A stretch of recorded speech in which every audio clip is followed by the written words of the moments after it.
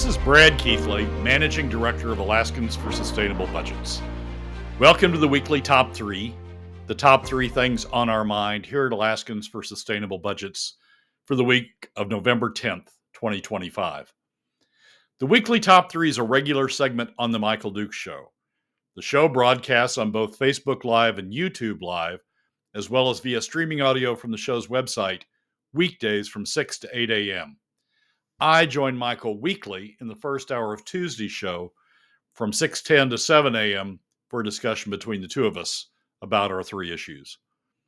We post the podcasts of our discussion following the show on the Alaskans for Sustainable Budgets Facebook, YouTube, SoundCloud, Spotify, and Substack pages, also on the Alaskans for Sustainable Budgets website, as well as the project's page on national blog site, medium.com. You can find past episodes of the weekly Top 3 also at the same locations.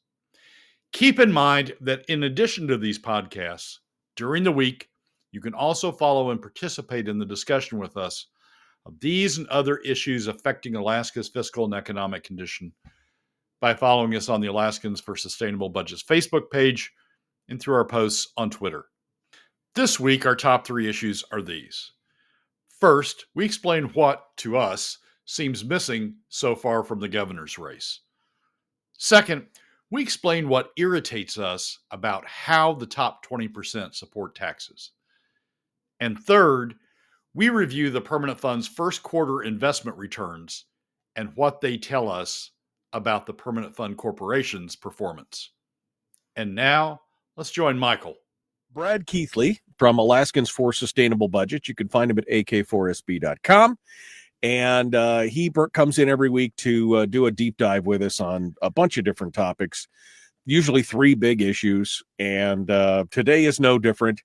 And boy, I got to tell you, it's what's missing from the governor's race so far? Well, apparently it was a Matt Clayman because he's just jumped in at the last minute. So now there's 14. What else is missing from the governor's race so far? Bradley, hit me with what's going on here. Well, Michael, I was flipping through the ADN and other publications to sort of come up with this week's list.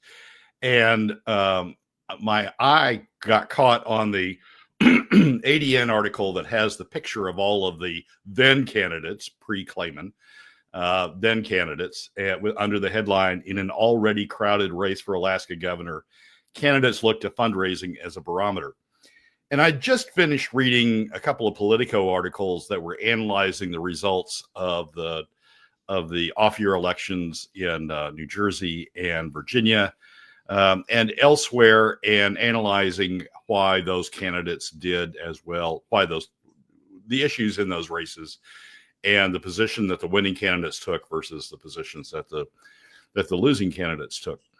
And the Politico articles emphasized that the winning candidates had focused on the state of the economy, particularly the impact of the economy on middle income families in those particular states, and had just ground on those issues, talking about healthcare, the cost of healthcare, talking about the cost of food, talking about the costs of living in those states, and what could be done at the state level, and what those candidates were proposing to do at the state level to deal with those issues.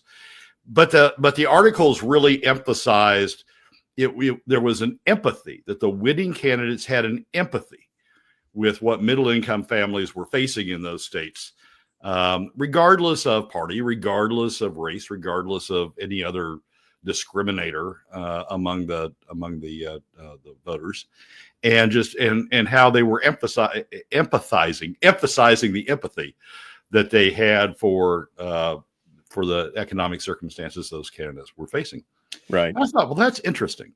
So then I came back to Alaska, and I came back to the ADN article, and I looked at all the pictures of all the candidates that are running, and none, to my knowledge, and I follow it as closely as I can, none of those candidates are picking up on that theme and emphasizing the same thing.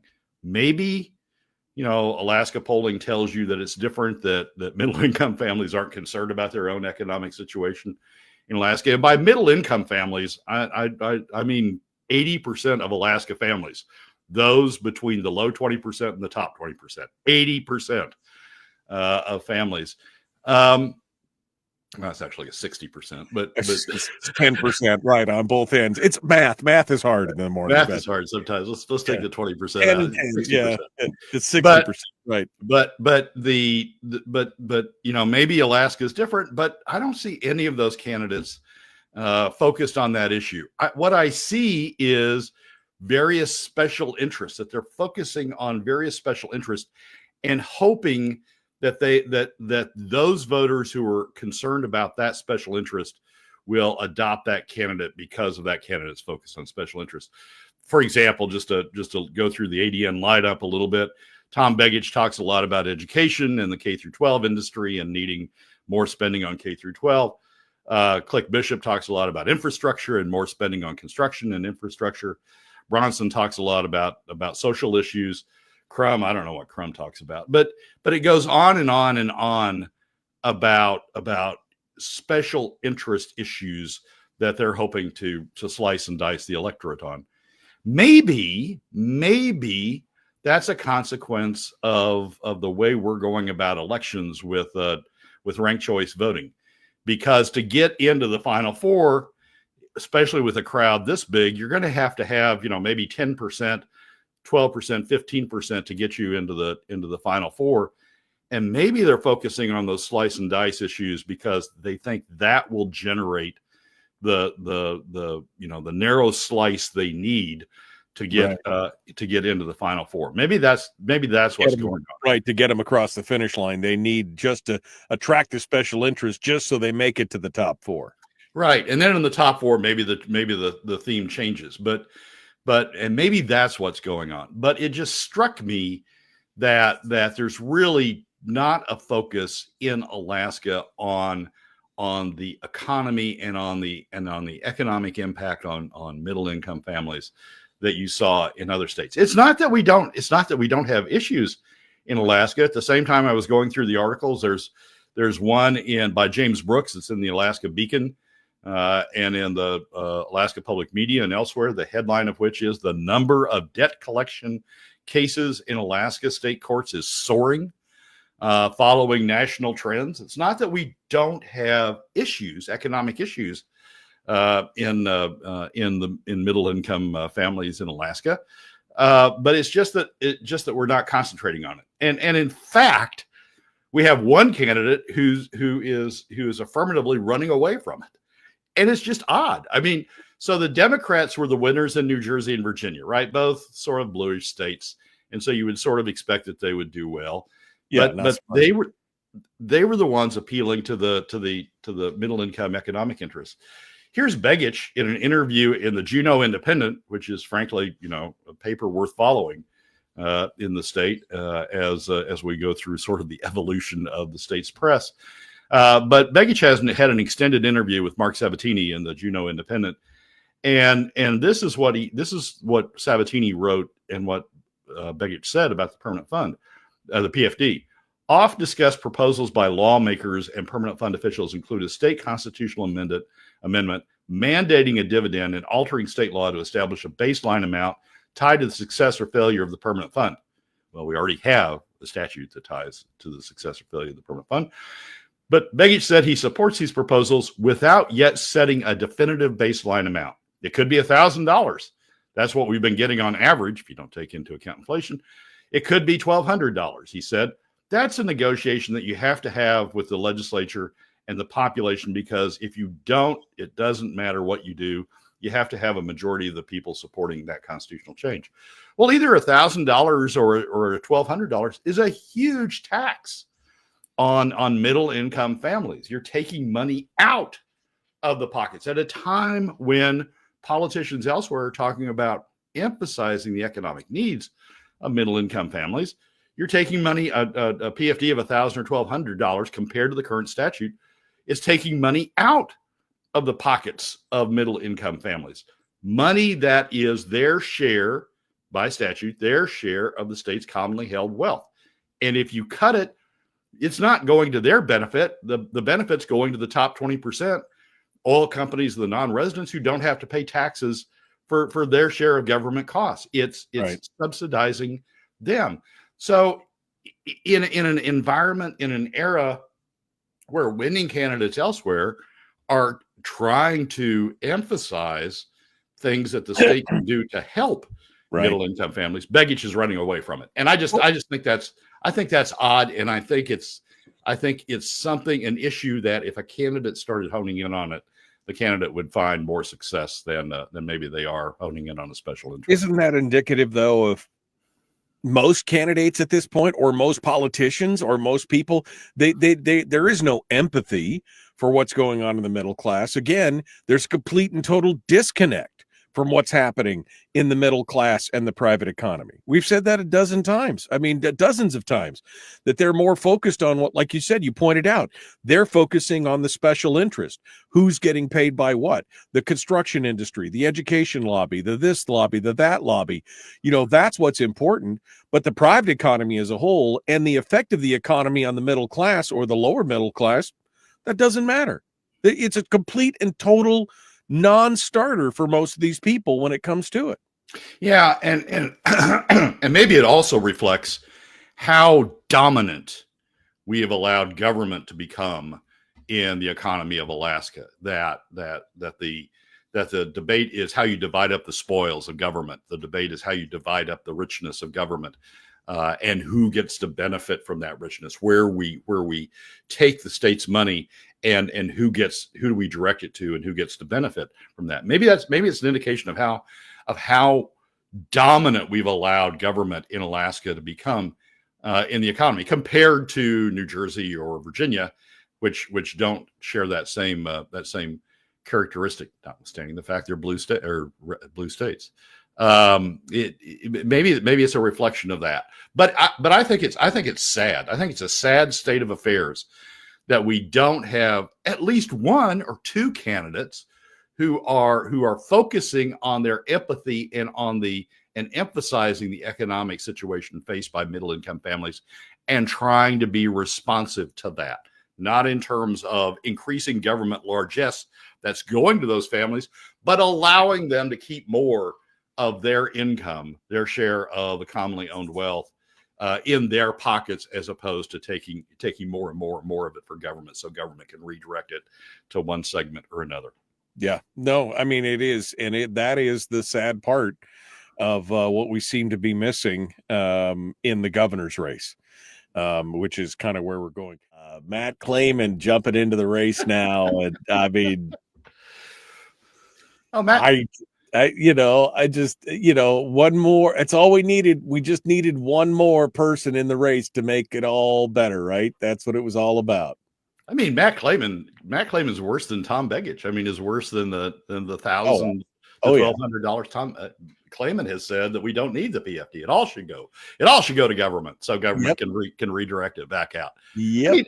I mean, Mondami, they're farther along down that curve than Mondami is. I mean, yeah, to some degree, I won't take this too far, but to some degree, the Alaska race, in terms of its emphasis on what government can do, the economic might of government can do and redirect it in certain ways, and it reflects more the New York race, the New York City race, even from the Republicans. It reflects more the New York City mayoral race than it does the races in New Jersey and Virginia, because the Alaska race is government has all this money. We're going to take even more of it from you through deeper PFD cuts.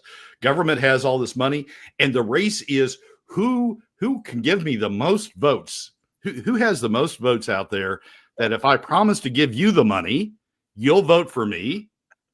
Give the money to your segment, you'll vote for me, and I'll be able to get into the Final Four. That's sort of what's going on here. Yeah, and that's a lot more New York. Yeah, that's a lot more the New York race than it is the New Jersey and Virginia race. It's kind of crazy to watch, and of course now we've got the whole. Now we've got the whole kind of breakdown of 15 different candidates. And as you just said, nobody's really showing empathy as of yet for the plight of the everyman. Probably Bernadette has probably been the one that's been closest to any of that, but even she fumbles the ball on some of the questions on budgets and breakdowns and things like that. What's it going to take, Brad? What's it going to take to get all this squared away? I don't have an answer for you. I don't have an answer either, Michael. I mean, I would think they're out of 13, 14, 15, whatever the heck we're up to now. 14 out of that number, you would at least have one who is trying to carve in on middle income families and recognize that 60 or 80 or 70 or whatever percent it is, recognize that percent of the population as an important segment of the population that should be appealed to. But we don't. I mean, we've got people who are just, flitting off of, I can build more, I can use your money, take your money through PFD cuts and build more infrastructure than anybody else that we can't maintain. Right. We don't have enough money even now to maintain what we got, but I can do more of it. I can build more of it, or I can, have a bigger K through 12 education, or I can have more defined benefits for government. I mean, it's just, that's what's going on. It's everybody's, slicing and dicing into all these segments and how they can take your money and give it to those folks. It's just disappointing. I mean, I don't want to be gloom and doom, but it feels a lot like people are standing over the corpse and they're carving it up. You know what I mean? I mean, really, the turkey dinner, it's like we're just getting carved up and the people are taking their little sections of special interests off, and the rest of us are just laying there like, what do we do? I mean, it's crazy. Out migration is an issue in this state. It's an issue. Yeah. It's a middle income issue. I mean, yeah. We have an increasing number of top 20%. We don't need to worry about them, but we're losing in the middle income brackets, working family, working age families. We got nobody talking about that.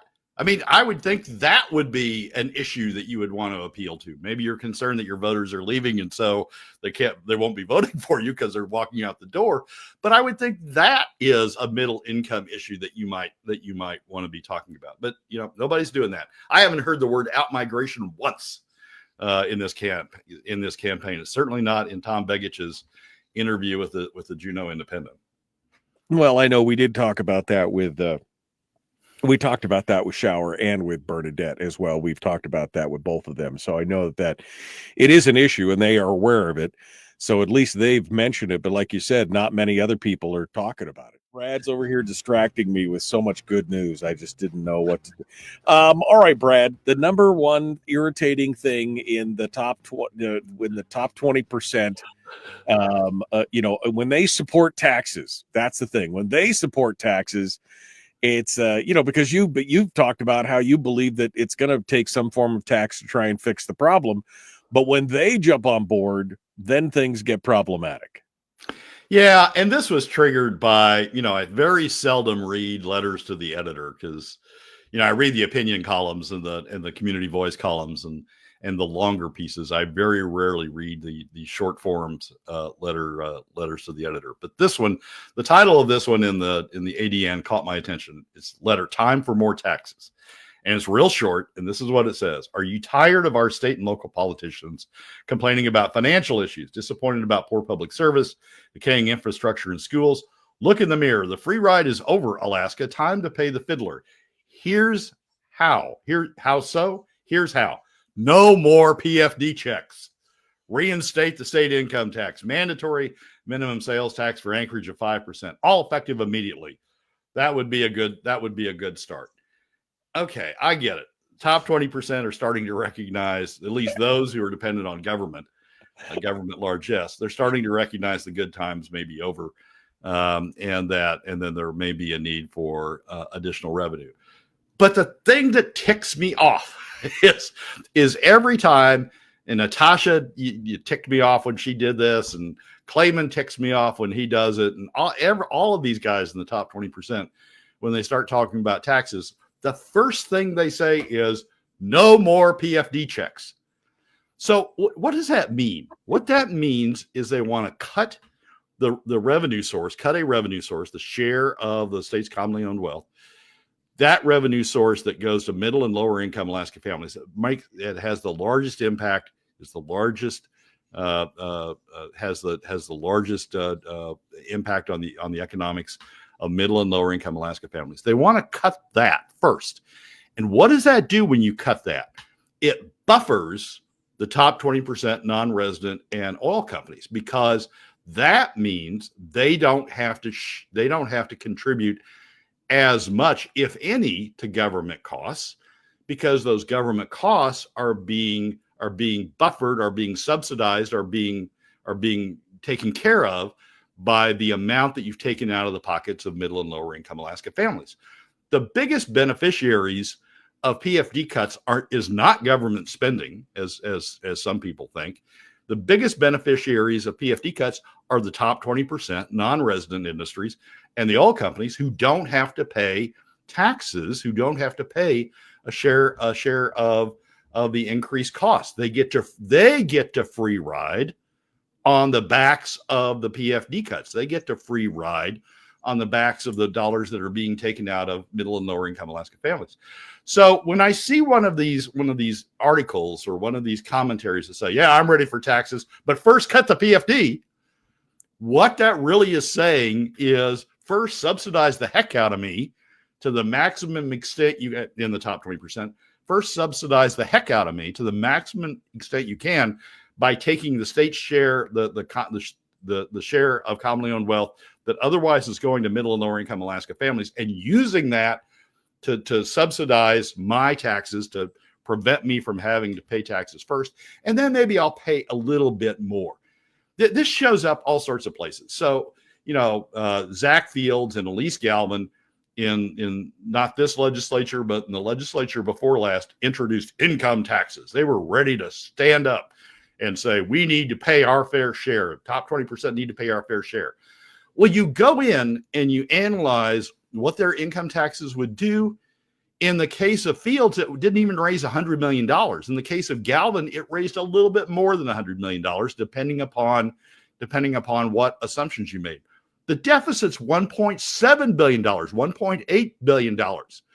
So what they were doing was they were putting on this thin veneer and saying, yeah, we're paying our fair share. But behind that was continued deep PFD cuts on middle and lower income Alaska families to make up the difference between the $100 million that their two tax approaches would make and the $1.8 billion, the $1.8 billion deficit that the state's running. So maybe some of these people mean well. Maybe they say, oh, maybe they're saying, oh, it's time for me to pay my fair share. But when they started with no more PFD checks, wipe out the free money for middle and lower income Alaska families, and use that free money to subsidize my taxes, use that free money to make sure I don't have to pay taxes. The top 20%, the non-resident and the oil companies, that just irritates the heck out of me. It's like grating on a chalkboard or fingernails on a chalkboard or whatever. Yeah, you're going to come up with that sound, aren't you? It's like yarn between your teeth, right? I mean, it's like, it's just irritating as heck, because what they're really saying is, yeah, I'm sort of ready to pay. I'm ready to say I'm ready to pay taxes, but I'm not really ready to pay. I mean, taxes. God, no, I'm not ready to pay the rates, the rate of taxes that we're imposing on middle and lower income Alaska families. God, no, I'm not ready to pay that. I don't want to pay 8%, 10%, 30% like we're taking from middle and lower income Alaska families. I want to pay my little 1%. Right. 0.06%, right? Or whatever it is. Yeah, 0.6%. And that's just, part of it is the media, part of it is politicians haven't done anywhere near a good job explaining what's going on with PFD cuts, who's really benefiting from PFD cuts. So maybe people don't understand it.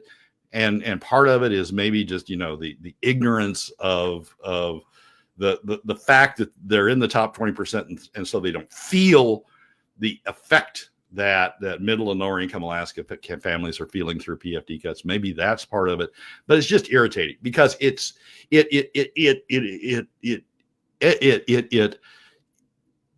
indicates that they just don't understand economics. They just don't understand the impact of what PFD cuts are doing to middle and lower income Alaska families, and that they don't understand the benefit of the free ride that they're getting from shifting that free money from being spread pro rata across all families to being concentrated to the benefit of upper income non-resident and the oil companies. I just have to chuckle because I feel so vindicated in everything that we've said, because they used the actual words that I said. I said one day they're going to come back and they're going to tell us, what are they going to tell us? The free ride is over. And what does he say? The free ride is over. This is exactly the tack that I knew that they were going to take. And like you said, I knew that they were going to take all of the PFD and bolster all of that, and they would consume all the money, and then they would look us in the eye and say, oh, the free ride is over. I mean, that's the irony of this. They don't understand how this works and what's actually going on, but they know all the money's there, and that's what they want to take. But now the free ride's over for everybody else. Yeah, exactly. That's the point. The free ride is over for everybody else. We want to take that free money, and that's actually your share of the commonly owned wealth. We want to take that free money, take it away from you, and we want to use it all for our benefit by subsidizing taxes we would otherwise have to pay. We're willing to pay a little bit. We're willing to pay $100 million or so in taxes, but we want the other $1.7 billion, 1.6, $1.7 billion. We want that covered by free money. We want the benefit of the free ride, as opposed to the benefit of the free ride being spread across all Alaska families. And some of it is ignorance, but people, Zach Fields ought to understand this. Elise Galvin ought to understand this. People who are going out there and saying, oh, I'm in favor of an income tax, this minuscule income tax compared to the size of the deficit. I'm in favor of an income tax. They know what they were doing. They know what they're doing because they have fiscal notes that show the revenue raised through their so-called income tax. And they have budget documents that show the size of the deficit. And they know that they aren't covering anywhere near the deficit. And they know that the remainder of it is going to be paid up by shifting the free money for the benefit of all Alaskans over to the benefit of the top 20% non-residents and oil companies. So some of it is ignorance, but some of it's malicious, and the maliciousness irritates me even more than the ignorance of it does. But all of it irritates me. Well, let's give me a solution then, Brad, because I mean, they often complain. We complain about this, but we don't. I mean, what is the solution here? Is it a combination of things like the fiscal policy working group talked about? Is it a cut? Is it a tax? Is it more oil revenue? I mean, what is the solution here of all this stuff? And this guy, if you had this letter writer across Matt, whatever his name is, Matt Newman, some random human being, Matt Newton, if you had him across the table and said, okay, well, that's not going to work, and here's why, and you just explained everything to him, and you're frothing at the mouth about all, what's the solution then? What is the solution in Brad Keithley's mind? Well, it is the fiscal policy working group. And the fiscal policy working group is basically a little of all of it.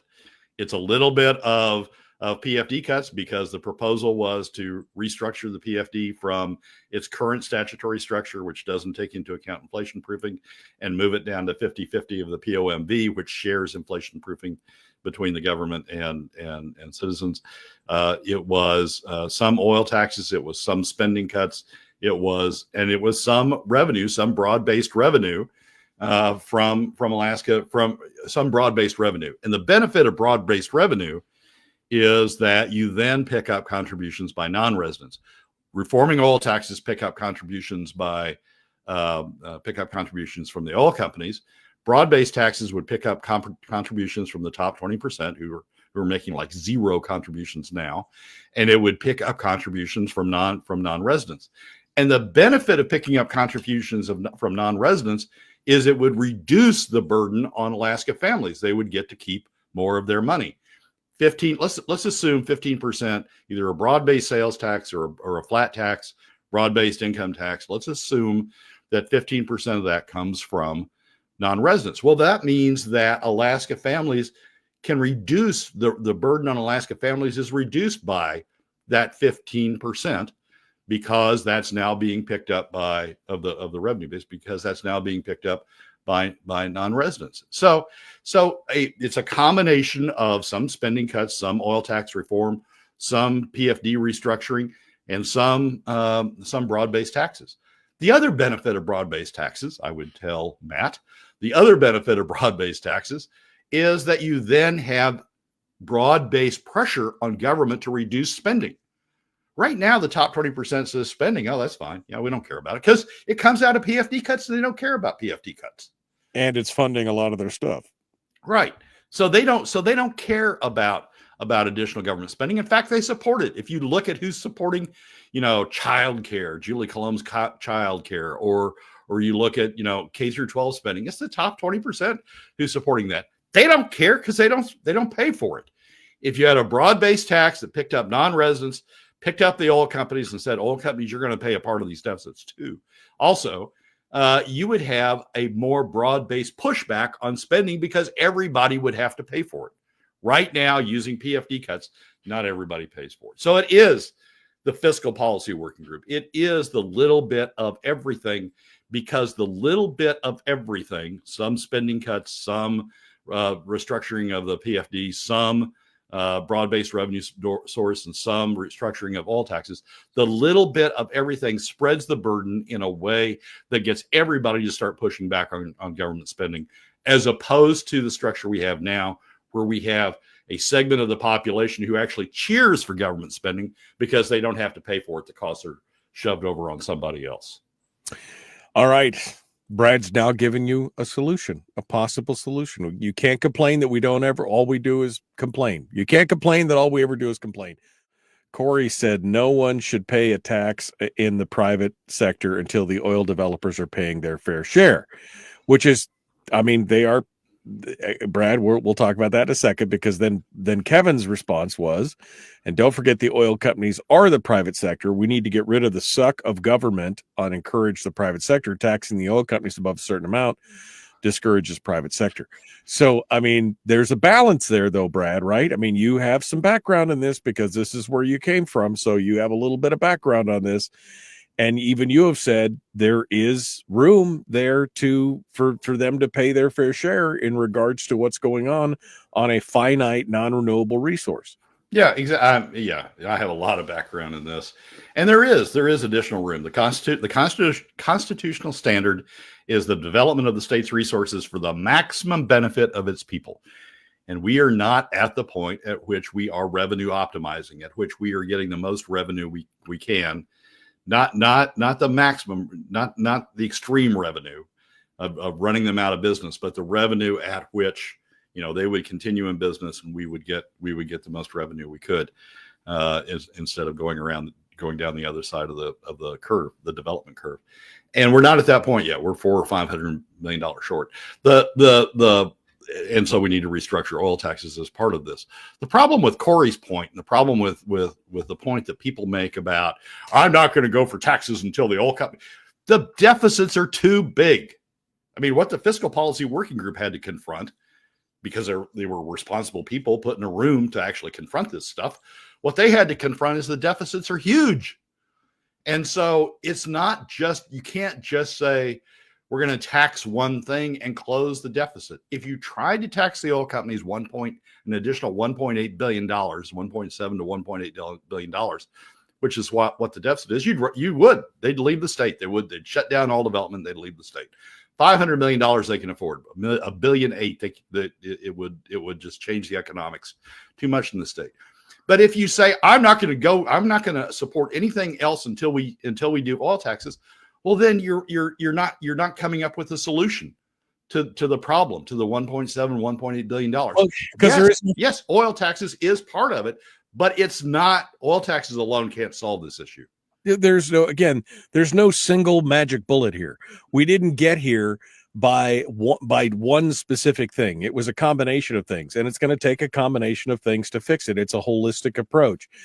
When you have a whole wall full of levers, you don't just pull one lever to get the thing back on track. You've got to pull a combination of, we do a little bit of this, we do a little bit of that, we do a little, because there's no one thing that's going to fill up that hole. That's the problem. I mean, Corey's point is the same, is sort of the same thing as the top 20% saying, well, let's just wipe out the PFD. That'll solve the problem.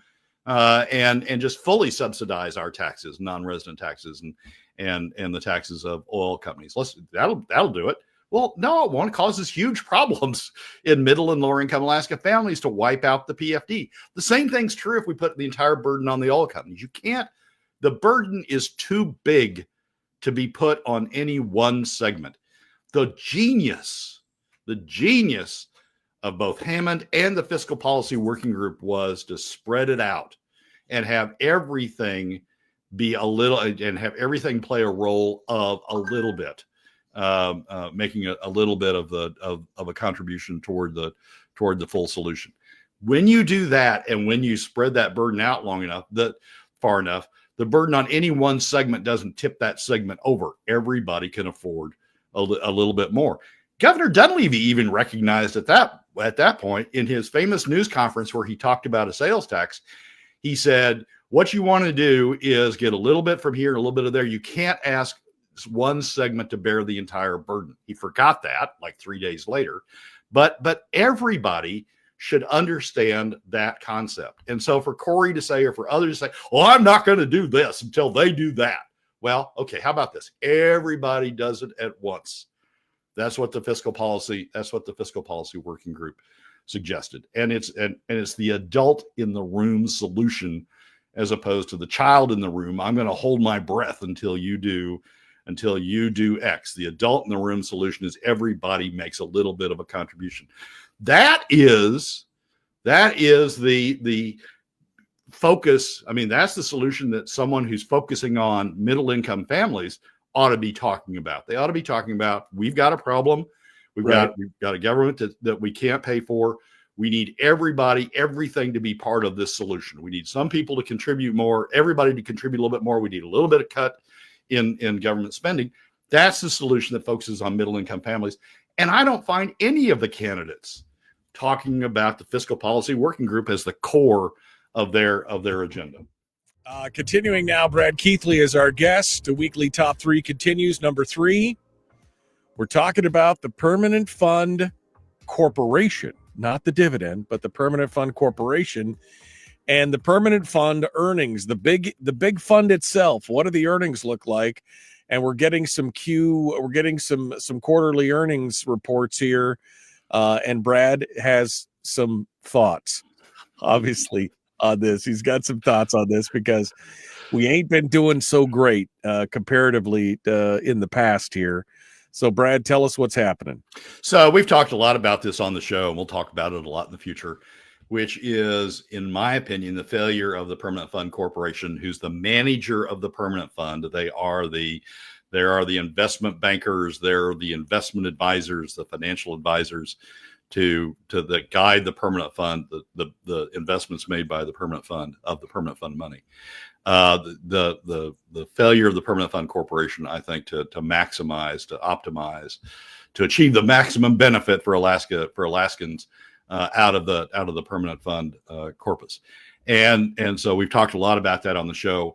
This is a good point to sort of step in and see what's going on, because the Permanent Fund Corporation just released their first quarter, their September, month ending September, which is also the month ending of the first quarter, the ending of the first quarter of their returns.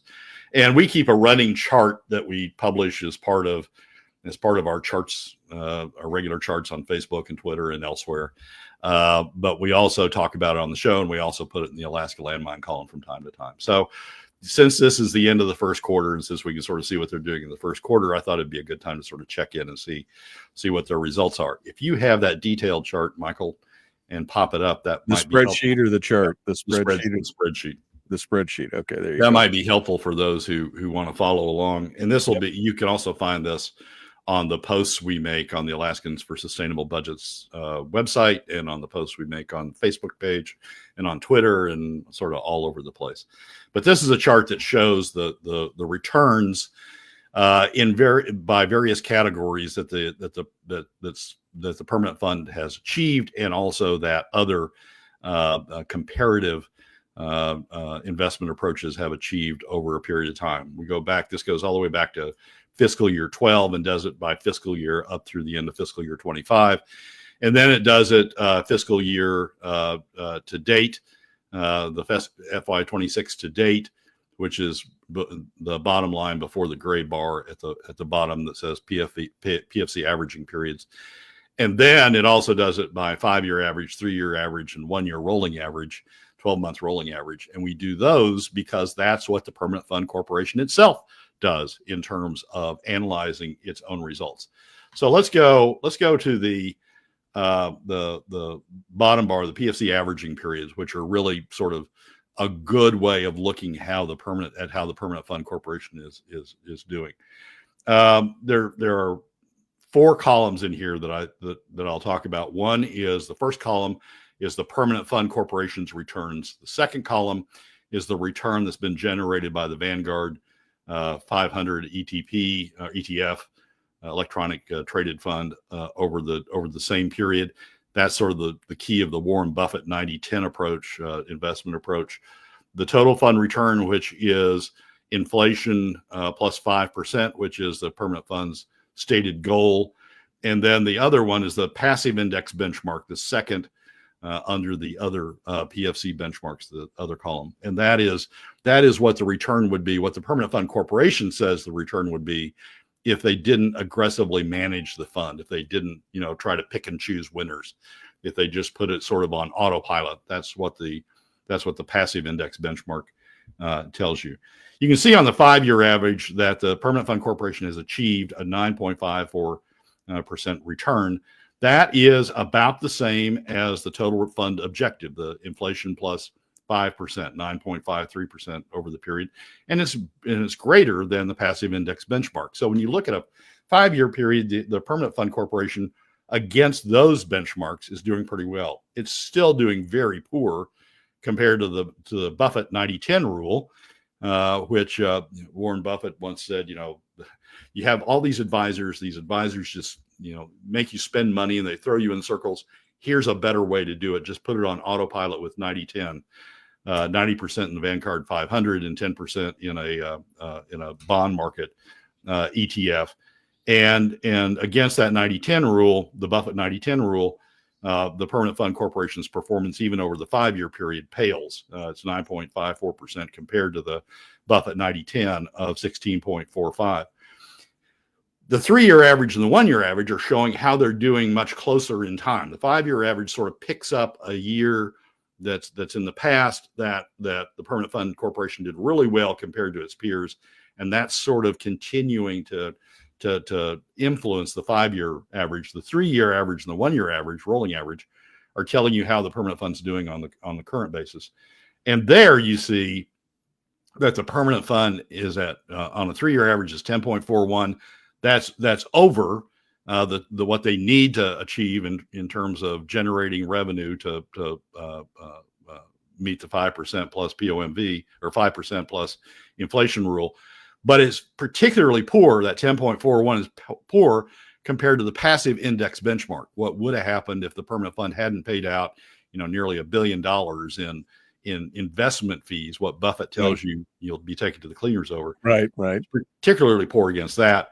And then the 1-year average is the same. The Permanent Fund Corporation is at 10.10%. That's higher than the total fund return objective. So they're at least paying for the POMV draw on a 1-year rolling average basis.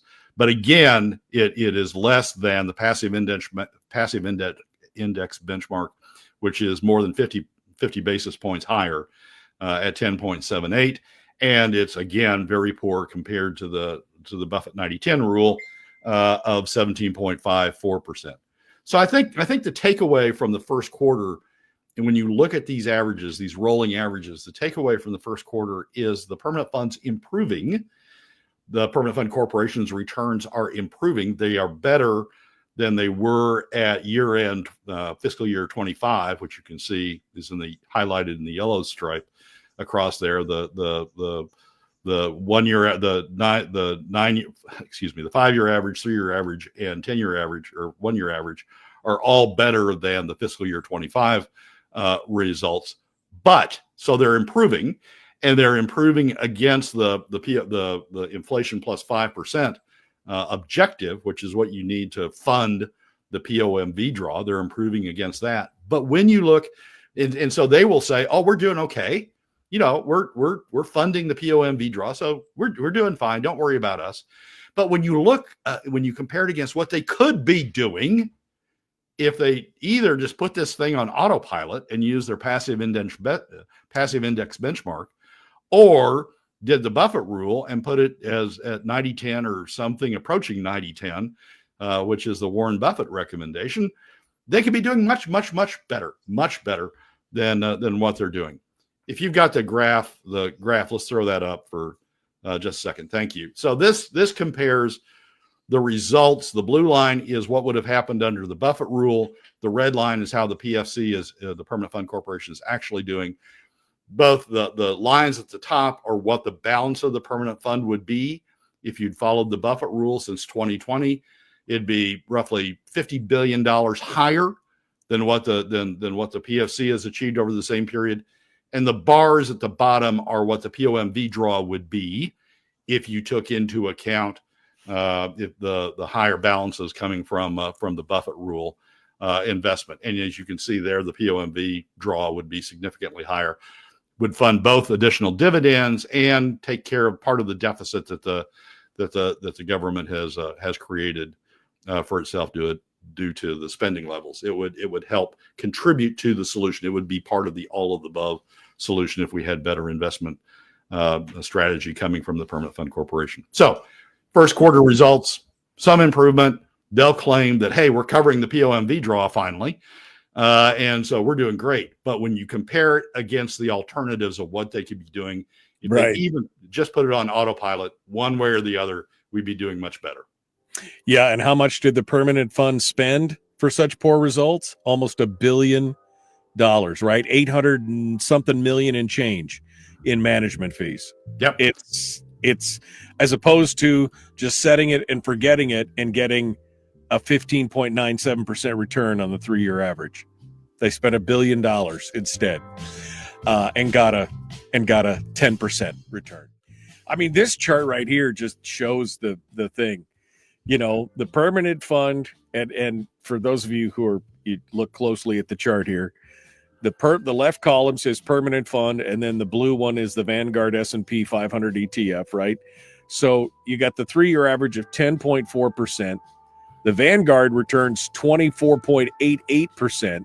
And then you go all the way over to the final column with numbers in it, which is the passive benchmark, meaning if you just left it be, you didn't put it in the Vanguard, you just left it be, it would have still had 5.5% more return just leaving it alone and not spending nearly $1 billion to manage it.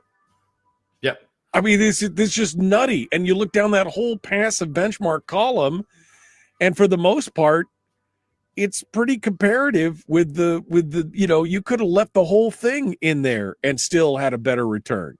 Yeah, that's the basis for the Buffett rule. I mean, what Warren Buffett in his famous 2013, I think, letter to shareholders was talking about what he was going to do with his estate after he died and how he was going to take care of his wife. And he said, I'm going to put my estate, the portion of my estate that I leave to my wife, I'm going to put in a 90-10 approach, a 90% tied to the S&P ETF, and 10% sort of a fringe over there, 10% in bonds. And I'm going to put it on autopilot. And the reason he said he was going to do that is because these fund managers, these investment advisors, will take you to the cleaners.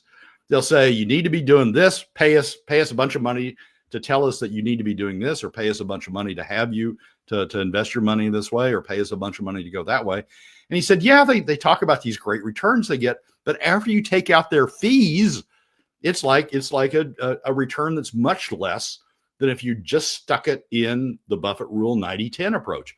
And the PFC has sort of their own approach to that, which is the passive index benchmark.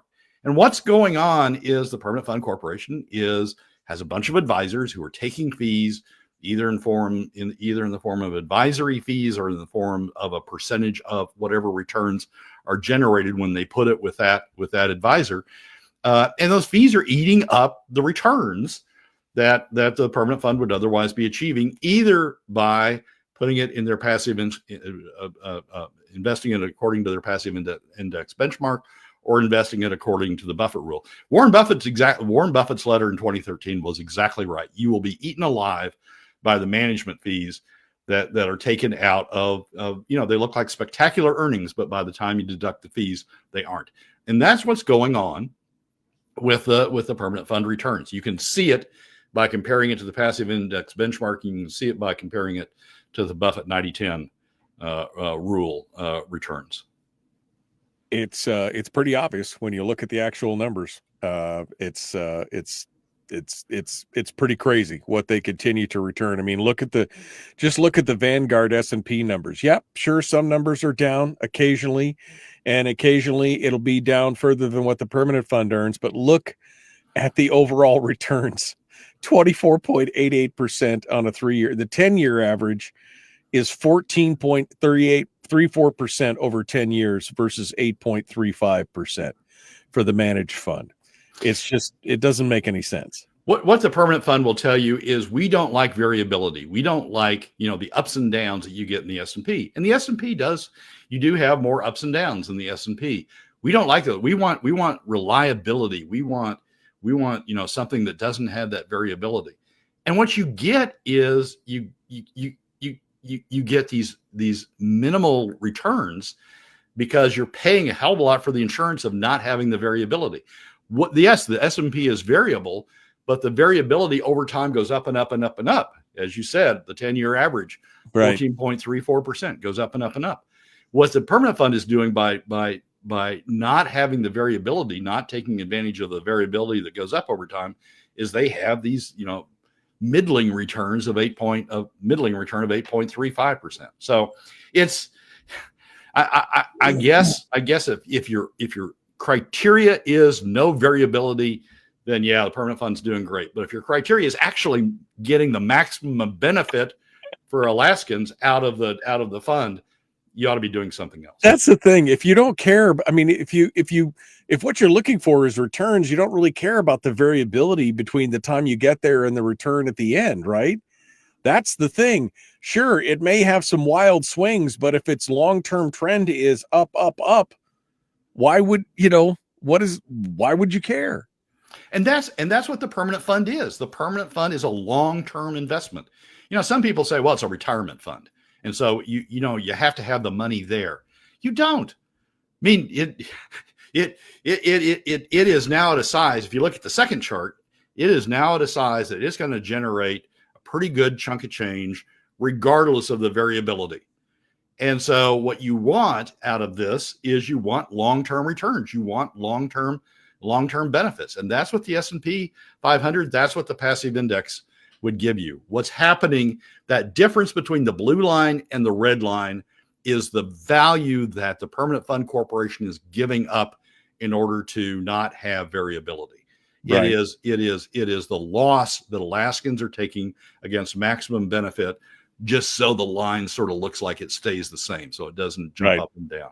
Well, and you're losing $750 million in POMV draw because you're not doing it. That's the biggest part of the problem. All right, Brad. Well, thank you so much for coming on board. As always, this has been educational, and you got people love to see you get a little wrapped up about stuff sometimes. So it should be fun.